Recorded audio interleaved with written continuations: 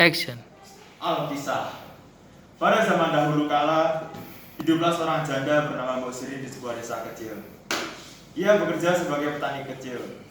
Ia menginginkan seorang anak agar dapat membantu dan menemani ia bekerja. Akhirnya pekerjaan ladangku hari ini sudah selesai. Seandainya aku punya anak, pasti tidak selelah ini. Suatu hari, ia didatangi oleh seorang raksasa.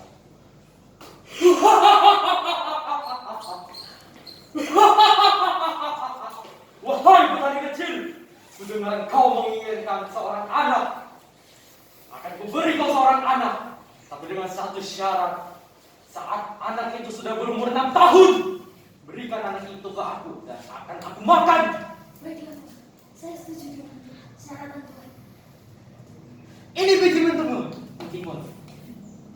Tanam biji ini di ladangmu dan rawatlah.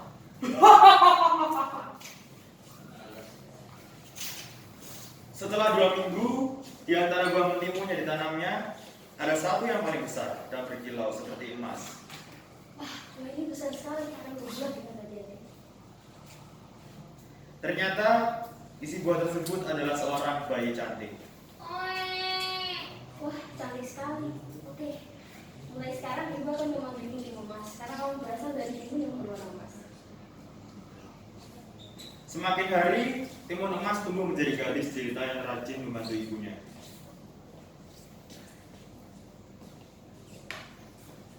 Ibu, saya izin untuk pulang mencari kayu bakar dulu ya. Pulang jangan terlalu malam ya, nanti kamu tersesat. Baiklah ibu, assalamualaikum. Salam. Beberapa saat kemudian, datanglah raksasa untuk menagih janji Mbok Sirni.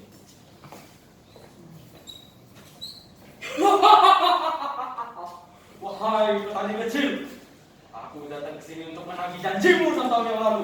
Berikan anak itu, akan aku makan. Begini Tuan, saya punya syarat. Bagaimana jika Anda datang 2 tahun lagi supaya dia tumbuh menjadi dewasa dan enak untuk disantap. Baiklah, akan kutunggu 2 tahun lagi.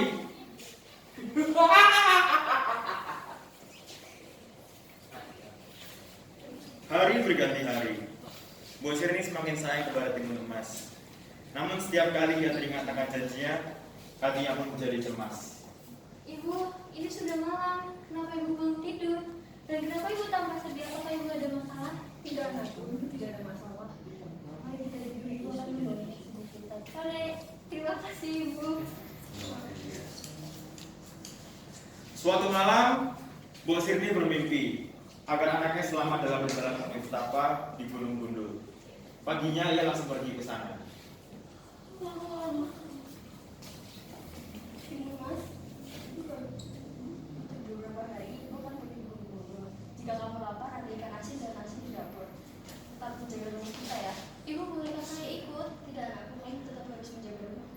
Baiklah ibu, hati-hati di jalan. Setelah Mbok Sirni sampai di Gunung Gundul, ia menolong seseorang yang hampir terjatuh dalam anak sungai. Ternyata orang tersebut adalah seorang pedapang. Apa baik-baik saja? Iya, terima kasih engkau telah menyelamatkanku. Engkau ternyata seorang yang baik hati. Ini, aku akan memberikan engkau 4 bungkusan yang berisi biji mentimun, garam, jarum, dan terasi untuk melindungi anakmu dari raksasa. Namun, ketika Mbok Sirni ingin mengucapkan terima kasih, petapang tersebut menghilang begitu saja. Mana bapak itu? Mbok Sirni pun pulang ke rumahnya. Sesampai di rumah, ia menceritakan semua yang telah terjadi kepada timun emas. Ibu, aku sangat amat takut untuk dimakan oleh raksasa itu. Dan aku juga takut terpisah oleh ibu. Tidak, anakku. Ibu sangat menyayangi dan takut kehilangan kamu. Jika kamu ingin berhadapan dengan raksasa itu, ibu berikan 4 janji kepadamu. Dan kamu berhadapan dengan dia, kamu berdoa supaya dapat perlindungan darinya. Baiklah ibu, akan aku ikuti sarannya.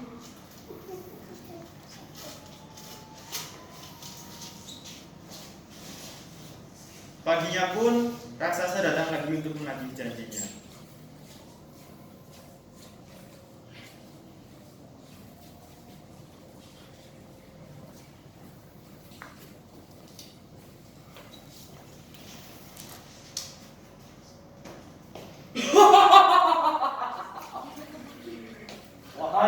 kecil, serahkan anak itu. Aku sudah sangat lapar menunggu 2 tahun lamanya. Ibu dia sih. Serahkan anak itu. Anakku, cepat lari ke belakang rumah. Baik, Nak. Dasar petani lemah. Timun Mas, di mana dirimu? Raksasa pun mengejarnya. Timun emas teringat akan bungkusannya, maka disebarlah biji mentimun.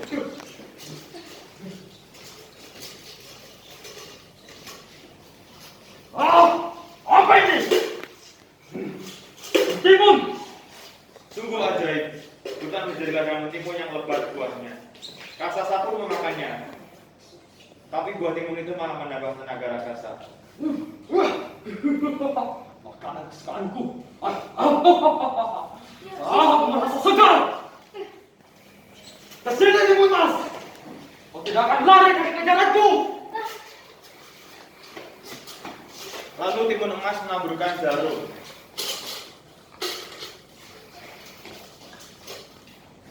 Dalam sekejap tumbuhlah pohon-pohon bambu yang sangat tinggi dan tajam. Pohon bambu. Aku benci ini. Mereka menyakiti kakiku. Timun Mas. Kita ketemu. Berani-beraninya kau. Dengan kaki yang berdarah-darah, raksasa terus mengejar. Timun emas pun membuka bingkisan garam dan ditaburkannya.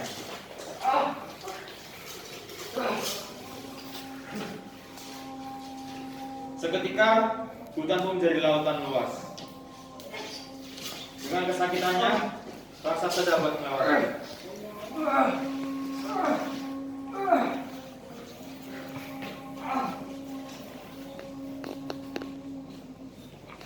Timun emas akhirnya menaburkan terasi.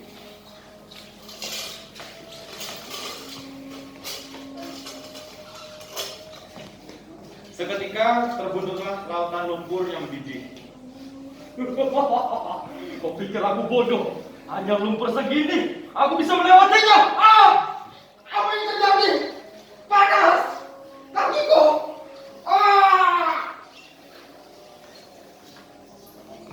Akhirnya, raksasa pun mati. Terima kasih ya Tuhan. Anda telah menolong hambamu ini. Akhirnya, timun emas dan Mbok Sirni hidup berbahagia dan damai. Sialan. Ibu,